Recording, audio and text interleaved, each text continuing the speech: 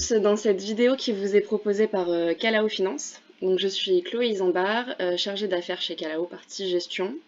Et avec Maëlle Jouvenot, donc, qui est notre responsable relations partenaires que vous voyez à l'écran, et François Morazin, avocat chez MBA, nous allons vous expliquer le dispositif de renvoi de produits de cession qui est rendu possible par l'article 150 obéter du CGI et qui peut être intéressant pour vous, CGP, qui avez ou allez avoir dans votre portefeuille des clients, des dirigeants, des actionnaires qui ont ou qui vont céder leurs entreprises.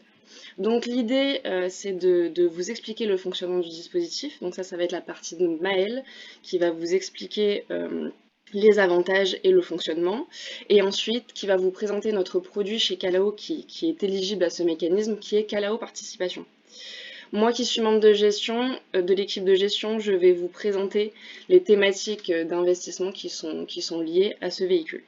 Et en fin de vidéo, du coup, François Morazin, je le répète, avocat chez MBA qui nous accompagne sur ce sujet, interviendra sur les points de vigilance qui sont liés à ce dispositif et à ce mécanisme. Voilà. Donc voilà pour l'introduction, on va rentrer dans le vif du sujet directement avec la première question que je vais poser à Maëlle. Donc Maëlle, est-ce que tu peux nous dire pourquoi ce dispositif d'apport cession qui permet le renvoi de produits de cession est un enjeu important quand un dirigeant cède son entreprise? Alors oui, hein, Chloé, il s'agit d'un enjeu important, puisqu'il faut savoir que si demain vous avez dans votre portefeuille un client, actionnaire, dirigeant, chef d'entreprise qui cède justement son entreprise en direct, il faut savoir qu'il va être taxé directement sur sa plus-value de cession. Donc il sera taxé à la flat tax, donc à 30%, ou alors à l'impôt sur le revenu s'il décide d'opter pour l'option à l'impôt sur le revenu. Donc là, je ne rentre pas dans le détail des différents abattements qui peuvent intervenir. Par exemple, je pense au cas du départ en retraite, je reste vraiment sur la situation globale.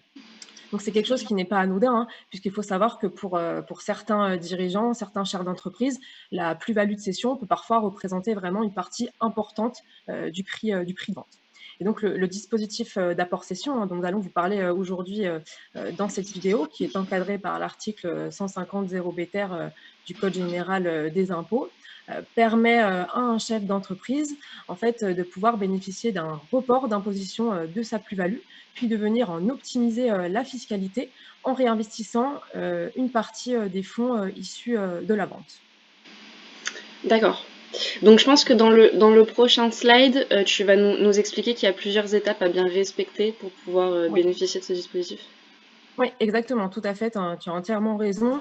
Il y a plusieurs étapes à bien respecter, c'est important de bien les avoir en tête.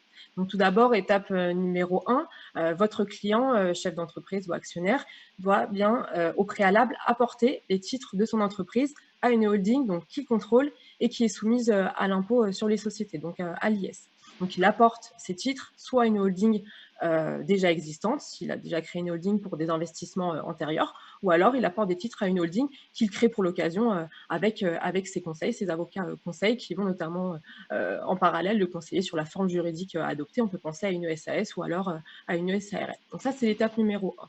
Ensuite, l'étape numéro 2, votre client va en fait céder son entreprise via sa holding et c'est sa holding qui va accueillir le produit de la cession. Et enfin, on passe à l'étape numéro 3. À partir du moment où votre client aura cédé via sa holding, il aura 2 ans pour réinvestir une partie du produit de la cession dans des PME pour pouvoir bénéficier du report d'imposition, puisque comme vous l'aurez compris hein, dans ce schéma, pour l'instant, à aucun moment la plus-value d'apport de votre client n'aura été fiscalisée. Elle aura été placée en fait en report d'imposition. Donc voilà pour le mécanisme. Et je me permets d'insister sur un point de vigilance qui me semble important. Il y a quelques instants, je vous ai bien parlé d'un remploi, d'un réinvestissement d'une partie du produit de la cession et non pas de la plus-value, parce que c'est une confusion qui peut être faite. Ok, et est-ce que tu peux nous dire à quel moment la taxation interviendra-t-elle sur la partie qui est liée au remploi? Alors donc à terme, hein, donc d'ici quelques années, s'il y a plus-value suite à ce réinvestissement, alors à ce moment-là, cette plus-value sera taxée, au taux de l'impôt sur les sociétés, en vigueur et applicable, à la holding, de votre client. Par contre, si l'investissement, final, hein, le retour sur investissement est inférieur à l'investissement, initial, alors à ce moment-là, il n'y aura pas de taxation. D'accord. Tu aurais un exemple pour illustrer tout ce que tu nous as dit, tout ce que tu nous as dit avant? Depuis le début? Oui, tout à fait. On va prendre l'exemple, hein, d'un de vos clients, chef d'entreprise, qui a cédé donc son entreprise pour 1 million d'euros. Et comme il a utilisé le mécanisme de l'apport cession, les 1 million d'euros se trouvent dans sa holding. À partir du moment où votre client a cédé, il bénéficie, hein, il a 2 ans pour réinvestir donc 50 ou 60% du produit de cession, donc 50 ou 60% des 1 million d'euros, dans des PME et ou des dispositifs éligibles au 150 0 du Code général des impôts. Donc, comme vous l'avez remarqué, hein, je viens de parler d'un réinvestissement de 50 ou de 60% du produit de la cession. Pourquoi? Puisqu'en fait, le pourcentage à réinvestir varie suivant la date de cession. Donc là, il y a 2 cas à bien avoir en tête. Le premier cas, c'est celui où votre client a cédé en 2018. Alors à ce moment-là, votre client a en fait 2 ans pour réinvestir 50% du produit de la cession. Donc dans notre exemple, il doit réinvestir 50% de 1 million d'euros, donc il doit réinvestir 500 000 euros. Et le second cas, c'est celui où votre client a cédé à partir du 1er janvier 2019. Donc soit il a déjà cédé, soit il va céder dans l'avenir. Alors à ce moment-là, il va devoir réinvestir 60% du produit de la cession. Donc dans notre exemple, il doit réinvestir 600 000 euros. Et si toutes ces conditions sont réunies et respectées, alors à ce moment-là, la plus-value de votre client est bien maintenue en report d'imposition. Et puis si on termine, si on va jusqu'à la fin du mécanisme, donc à terme et d'ici quelques années, ça fait le lien avec la question précédente. Prenons l'exemple de votre client qui a cédé en 2018, il a réinvesti 500 000 euros. Si à terme il récupère 600 000 euros, alors à ce moment-là, il va être taxé donc via sa holding, hein, sur la plus-value issue de ce réinvestissement. Donc là, la plus-value serait de 100 000 euros et il sera taxé au taux de l'impôt sur les sociétés en vigueur. Et s'il récupère moins de 500 000 euros, alors à ce moment-là, il ne sera pas taxé sur cette partie du réinvestissement. Donc ok, merci pour ton exemple, c'est très clair. Donc je comprends que le dirigeant, pour bénéficier de ce dispositif, pardon, doit réinvestir 50 ou 60% du produit de la cession, selon son cas. Et est-ce que tu peux nous dire quel mécanisme et quelle possibilité s'offre à lui une fois qu'il a réalisé toutes ces étapes? Oui, donc votre client, chef d'entreprise, actionnaire, dirigeant qui a cédé, effectivement a plusieurs possibilités qui s'offrent à lui pour effectuer son remploi, hein, son réinvestissement. Il peut tout d'abord décider de réinvestir en direct, dans des PME, ayant une activité, économique, éligible au sens du 150 0 du Code général des impôts. Et il va donc devoir par lui-même, bien entendu, s'assurer, que ces PME sont bien éligibles juridiquement parlant. Il devra les suivre par lui-même, notamment jusqu'à la cession. Donc ça, c'est une première possibilité. Mais votre client peut également avoir recours en fait à des supports mutualisés qui sont proposés par des sociétés de gestion agréées. Et via cela, en fait, votre client va pouvoir bénéficier donc d'une diversification, puisqu'il faut savoir que ces supports vont investir eux-mêmes dans différentes PME. Donc, premier point, la diversification. Ensuite, votre client pourra bénéficier d'une sécurité juridique, puisque c'est la société de gestion qui va s'assurer avec ses conseils et son équipe de gestion que les PME dans lesquelles le support va investir sont bien éligibles au 150 0 du Code général des impôts. Et puis, dans un dernier temps, hein, c'est l'équipe de gestion de la société de gestion qui va suivre les PME. C'est leur métier au quotidien, les suivre jusqu'à la cession. Donc, voilà les deux possibilités pour vos clients. Et donc D'accord. actuellement, donc voilà, j'enchaîne sur cette partie, hein, pour vous donner des exemples. À aujourd'hui, les supports possibles de réinvestissement via des sociétés de gestion sont donc notamment les clubs deal, les FCPR, les FPCI, et puis également les autres FIA, les autres fonds d'investissement alternatifs. C'est sur ça que j'allais rebondir. Chez Calao, nous, on a justement choisi de faire un autre FIA comme solution d'investissement par rapport à ce mécanisme. Est-ce que tu peux nous dire pourquoi on a favorisé ce type de véhicule? Alors oui, effectivement, chez Calao Finance, nous avons choisi un support qui est un autre FIA, un autre fonds d'investissement alternatif, et notamment pour deux raisons et deux caractéristiques très spécifiques qui différencient notre support d'un FCPR ou d'un FPCI, hein, puisqu'en fait, donc tout d'abord, notre véhicule peut accueillir des produits de cession intervenus en 2018. Donc, si vous avez dans votre portefeuille un dirigeant qui a cédé en 2018, il a jusqu'au 31 décembre 2020 pour effectuer son remplant, hein, suivant sa date de cession, bien entendu. Et donc, sachez que nous, notre véhicule, donc Calao Participation, peut accueillir sa souscription. Donc, notre support est éligible.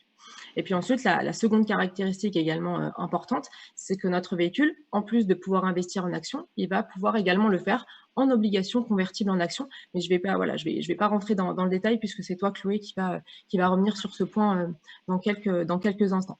Mais avant de te donner la parole, hein, je fais un petit point sur notre véhicule, donc sur l'écran qui s'affiche actuellement sur ce slide. On vous a fait un petit récapitulatif des caractéristiques de notre autre FIA, hein, de Calao Participation, pour surtout vous montrer que finalement, notre support fonctionne comme un fonds, avec un dépositaire et un code ISIN.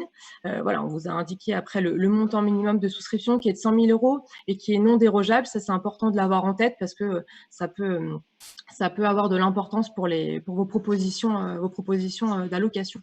Et puis enfin, en termes de thématiques d'investissement, notre solution va prendre une douzaine de participations dans des PME françaises qui sont éligibles aux 150 0 du Code général des impôts. Et donc, ça fait écho à ce que je viens de vous dire hein, il y a quelques instants. Votre client souscrit à Calao Participation, notre véhicule, et après, derrière, notre véhicule va prendre une douzaine de participations. Donc, c'est à ce moment-là qu'on peut vous offrir déjà de la diversification en termes d'investissement. Mais pour développer voilà, cette partie investissement, je vais passer la parole à Chloé. Donc, tu es chargée d'affaires chez Calao Finance au sein de l'équipe gestion. Donc, est-ce que tu peux nous en dire un petit peu plus sur les thématiques d'investissement de notre solution et puis de quelle manière elle va pouvoir réaliser ces investissements? Donc effectivement, pour développer ce point, chez Calao, on a toujours eu des thématiques d'investissement. Donc pour cet autre FIA, le véhicule qui est éligible au remploi, on a gardé en fait les thématiques de base et qui font l'ADN de Calao, à savoir l'art de vivre d'un côté et les activités stratégiques de l'autre. Donc pour développer rapidement, art de vivre, on va retrouver tout ce qui est lié à l'univers de la personne dans sa globalité, plutôt des activités du coup liées au B2C, donc à la personne en direct, et dans lequel on va retrouver des secteurs très variés et assez larges pour pas se fermer de porte, tels que la gastronomie. On va retrouver également la mode, le média, tout ce qui est lié au digital média, tout ce qui est lié au e-commerce également.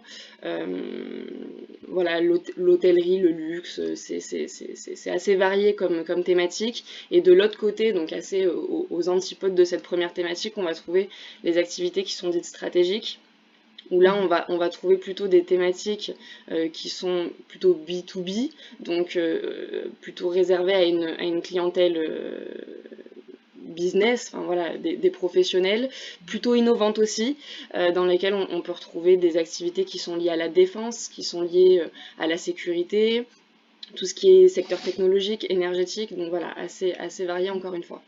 La petite différence qu'il va y avoir sur ce véhicule par rapport à d'autres véhicules chez Calao, ça va être que ce véhicule peut aussi prendre des participations dans des actifs fonciers, donc type exploitation agricole et viticole, donc c'est un point important pour la diversité des actifs qui seront sous gestion. Et ensuite, autre point sur lequel je voulais insister, c'est les opérations qu'on va pouvoir faire avec ce véhicule. Donc sachez que ce véhicule pourra investir à la fois en actions et en obligations convertibles. Donc en termes de diversification du risque, c'est assez intéressant. Et puis sur les actions, on va pouvoir intervenir à la fois en augmentation de capital et en rachat de titres. Donc c'est assez généraliste et c'est assez diversifié pour pouvoir proposer une allocation intéressante aux clients. Voilà. Je reprends le rôle des questions. Avant de passer la parole à François Morazin, est-ce que tu souhaites ajouter des derniers points, Maëlle, sur ce mécanisme? Oui, alors j'aimerais terminer hein, sur l'intérêt, à mon sens, très, très important pour vous en tant que conseiller en gestion de patrimoine, hein, de ce dispositif d'apport-cession, au-delà du mécanisme du remploi, puisque c'est vrai, il faut vraiment avoir une vision globale et une vision d'ensemble. Tout d'abord, parce que la cession est un moment clé et un moment important dans la vie de votre client, donc actionnaire, dirigeant, chef d'entreprise. C'est généralement une opération qui va nécessiter de votre part de l'ingénierie patrimoniale. C'est une situation où votre client va avoir des questions sur sa transmission, sur sa succession. Il va avoir besoin d'un bilan patrimonial. Donc c'est vraiment un moment où vous allez pouvoir avoir une vue globale sur l'ensemble de sa situation et pouvoir aussi vraiment déterminer quels vont être ses besoins, quels sont ses objectifs pour le futur. Et donc ensuite, si on fait un petit focus hein, sur le mécanisme de l'apport-cession, une fois que cet apport-cession a été réalisé, donc l'ensemble du produit de cession se trouve dans la holding de votre client. Et comme vous l'aurez compris, il y a uniquement une partie, donc 50 ou 60%, qui a été réinvestie. Donc les 50 ou les 40% restants demeurent bien dans la holding et vous pouvez également être force de proposition en termes d'allocation sur cette partie. Donc, bien entendu, dans le respect de ce qui est permis hein, par les statuts de la holding de votre client, mais on peut penser notamment à des contrats de capitalisation ou alors des investissements dans l'immobilier de rapport pour continuer à générer des revenus. Donc, il faut vraiment avoir une vision d'ensemble et bien considérer que le remploi, hein, le réinvestissement est uniquement une partie de l'allocation que vous pouvez proposer à votre client. Donc, voilà sur le point que je souhaitais terminer cette interview. Ok, très bien. Donc merci. Et là maintenant, on passe à une autre partie. Donc on va donner la parole à François Morazin. Je le rappelle, qui est avocat au cabinet MBA, qui est un cabinet qui nous accompagne sur des questions fiscales d'une manière générale chez Calao et en particulier sur l'emploi de produits de cession. Et donc là, l'idée, c'est de revenir sur certains points de vigilance. Donc je te laisse la parole, François, pour nous expliquer les différents points. Oui, donc l'idée, comme Chloé l'a rappelé, c'était les points de vigilance et les retours d'expérience qu'on a pu avoir sur les opérations d'apport-cession pour accompagner au mieux les dirigeants. L'idée, alors, le premier point de vigilance, mais Maëlle en a parlé en tout début d'intervention, c'est quand même qu'il faut veiller à ce que les titres de la société qui doit être cédée soient apportés à la holding avant la cession, puisque assez fréquemment, on a des coups de téléphone pour nous demander ce qu'on peut faire après avoir cédé la société. Pas grand-chose, en tout cas pas dans le cadre du 150-0 terre et de l'apport-cession. Il y a un autre point de vigilance qui, en pratique, peut poser de grandes difficultés, qui est le délai qui doit être respecté. Maëlle vous en a parlé, le mécanisme est le suivant, hein, c'est j'apporte les titres d'une société à une holding, et la holding cède. Si elle cède dans les 3 ans de l'apport, elle doit réinvestir 60% du produit de cession dans les 24 mois de la cession. Ce délai de 24 mois, il peut paraître long, il est en fait relativement court. Et c'est pour ça qu'il faut, dans ce cadre de ces opérations, avoir anticipé un petit peu les opérations, parce qu'on a fréquemment, et j'ai eu des clients qui ont été confrontés à cette expérience-là, de ne pas pouvoir respecter le délai de 24 mois. Si c'est le cas, le report d'imposition tombe et l'imposition est due par le dirigeant, par l'actionnaire, personnellement, alors que les fonds, les produits de cession a été mis dans la holding. On se retrouve face à une dichotomie totale. Donc c'est très important de veiller à ce respect du délai de 24 mois. Une précision, ce délai de 24 mois n'a pas été étendu dans le cadre de la crise Covid-19, parce qu'on a eu cette question-là, mais ça n'est pas le cas. Parce que dans le cadre du 150-0 terre, la holding de réinvestissement n'a pas d'obligation déclarative à remplir pour le respect de ce délai de 24 mois, et que les mesures qui ont été prises par le gouvernement, donc les mesures qui visent les déclarations fiscales qui ont été prises par le gouvernement, visent des reports de souscription de déclaration d'impôt sur le revenu ou de dépôt d'IAS. Et en aucun cas, il y a eu une extension ou une prorogation de 2 mois du délai de 24 mois qui est prévu par le texte, hein, qui est prévu par l'article 150 0 Il n'a pas été modifié dans ce cadre-là. Un autre point de vigilance et qui est aussi lié à la crise Covid-19, c'est que actuellement, déjà, les opérations, ce qu'on voyait dans les opérations de cession, c'est qu'on prévoyait des compléments de prix étaient prévus, le paiement du prix. Ce complément de prix, en général, il est calculé par rapport au résultat que fait la société cédée dans les mois ou les années qui suivent la cession. C'est quelque chose qui, a priori, va s'amplifier avec la crise Covid-19, puisque les prix de cession vont être durement négociés et il va sans doute être inclus dans le cadre de ces négociations-là des clauses de complément de prix, ou earn-out, si on veut parler mal français. Et dans le cadre du 150 0 BTR, le réinvestissement il doit également se faire sur le complément de prix. Le délai de 24 mois, il va à compter de la perception du complément de prix pour réinvestir ce complément de prix. Ça, c'est un point de vigilance. Ce qu'on voit, alors, un autre point de vigilance sur lequel qui me paraît important en pratique, parce que c'est aussi lié à ce qui se passe actuellement dans ces secteurs d'activité, qui est le recours à une SPFPL, c'est-à-dire une société de participation financière de profession libérale. Je dis c'est ce qu'on voit en pratique, puisque en pratique, on a notamment dans le cadre de la biologie médicale, une restructuration du secteur, une acquisition, un regroupement des acteurs. Et donc, il y a pas mal de scissions qui sont faites dans ce secteur d'activité-là, mais ça ne vise pas que les biologistes médicaux, ça peut viser les pharmaciens, par exemple. Et compte tenu des contraintes réglementaires qui leur sont applicables, ils ne peuvent pas recourir à une holding simple. Pour pouvoir faire un apport à une holding de leur SEM, de leur société d'exercice libéral, ils doivent recourir à une SPFPL. Alors, la SPFPL, c'est une société qui est parfaitement éligible à l'article 150 0 BTR. Cependant, il y a une contrainte, c'est que la SPFPL, elle ne peut avoir pour objet que de détenir des sociétés d'exercice libéral. Elle ne peut pas détenir d'autres sociétés. Et donc, une fois que celle a été cédée, il faut bien veiller au renoncement au statut de SPFPL, parce que SPFPL, ce n'est pas une forme sociale. La forme sociale qui supporte des SPFPL, ça peut être une SAS, une SA. C'est l'objet de la société qui fait qu'elle a le statut de SPFPL et qu'elle peut donc prendre des participations dans les sociétés d'exercice libéral.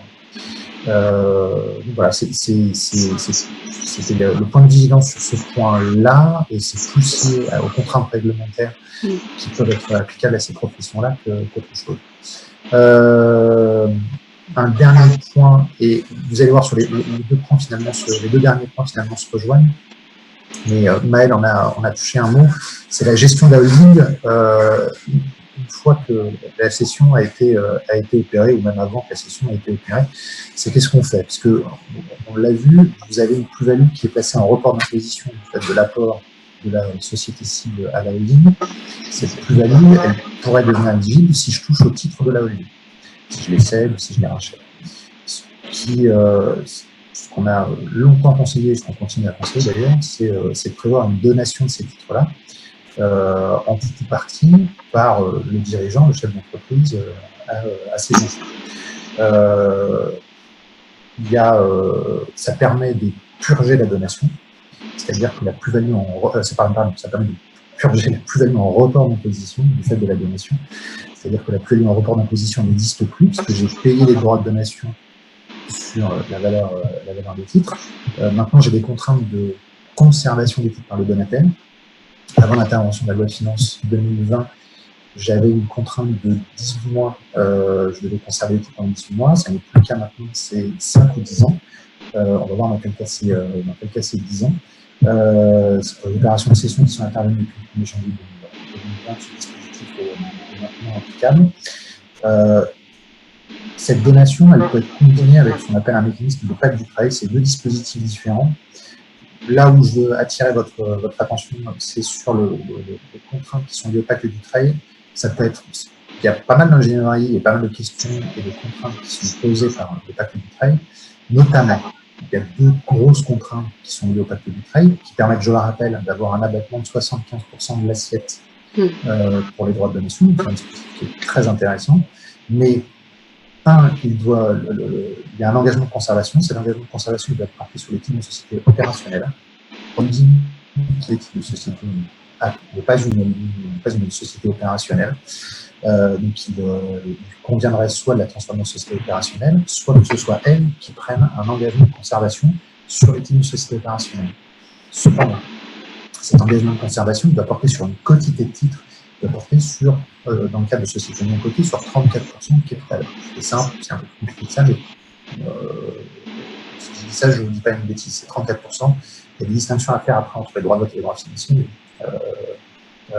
C'est la quotité applicable. Donc, c'est possible, c'est un dispositif qui est avantageux, et s'il est combiné en plus avec le dispositif 150 0 de terre, vous arrivez à avoir une optimisation très importante de la situation des dirigeants, mais il y a des contraintes fortes, et il faut prévoir ça vraiment en amont de l'opération et préparer votre client et l'avertir sur ce type de dispositif et les contraintes qui sont. Le dernier point de vigilance et qui se combine, vous allez voir, avec les droits de donation, c'est la distinction entre les holdings intermédiaires ou autres FIA et les FCPR, FCPI. Parce qu'en effet, je crois que c'est en 2016 ou 2017 qu'a été introduite la possibilité de recourir au FCPR ou au FCPI pour respecter ce réinvestissement de produit de cession de 60%. Ce que prévu le législateur, c'est qu'il y a un quota qui doit être respecté par les FCPR et FCPI pour être éligible. Le quota est de 75%, qui doit être investi en titre de société, et il y avait un sous-quota qui a été modifié par la loi de finances de 50% des titres détenus par le FCPR ou FCPI en société, en PME ou en titre de société coté sur un système de cotation qui ne cote que des PME.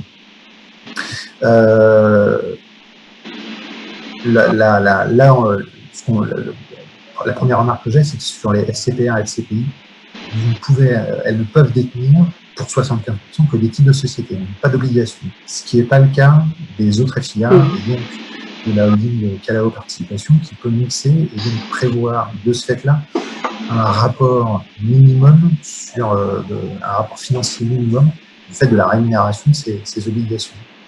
Il y a un deuxième point de vigilance à avoir qui est le délai de conservation et de respect, c'est-à-dire que dans les FCPR, le quota d'investissement doit être atteint depuis la loi de finances dans les 5 ans de la prise d'engagement. C'est-à-dire que le mécanisme est suivant, vous avez 24 mois pour investir, 24 mois vous dites je prends l'engagement de souscrire l'épargne de FCPR, le FCPI, qui a 5 ans pour atteindre son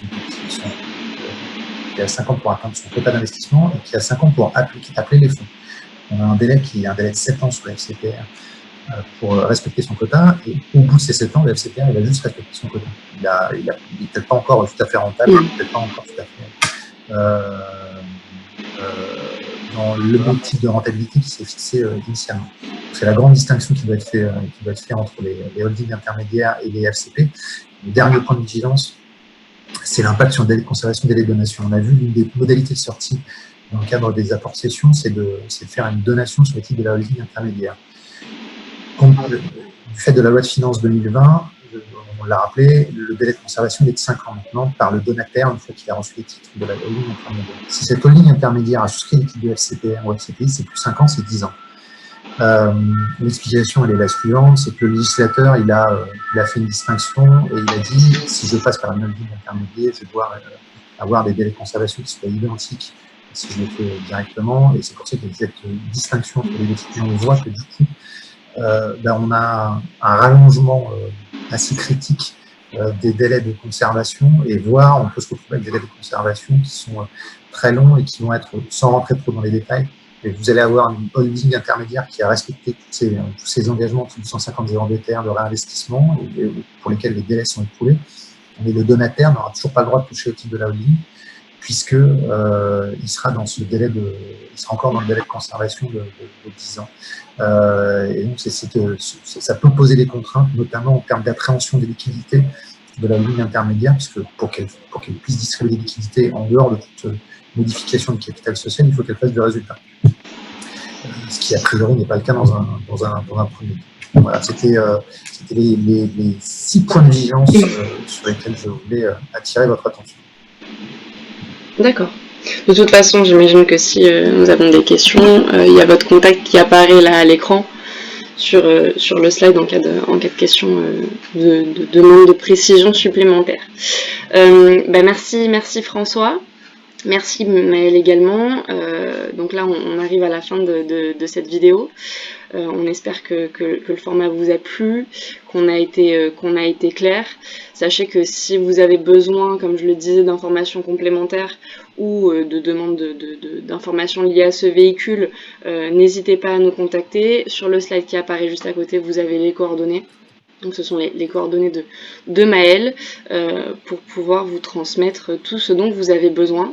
Sachez également que cette vidéo du coup sera diffusée sur nos différents réseaux sociaux que vous voyez également sur le slide et elle sera également disponible de manière permanente sur notre site internet, donc calaofinance.com, dans la rubrique médias pour que vous puissiez vous reporter à ces informations quand vous voulez vous renseigner dans un premier temps sur leur emploi. Donc je vous remercie encore une fois tous les deux pour votre participation à cette vidéo et à ce nouveau format.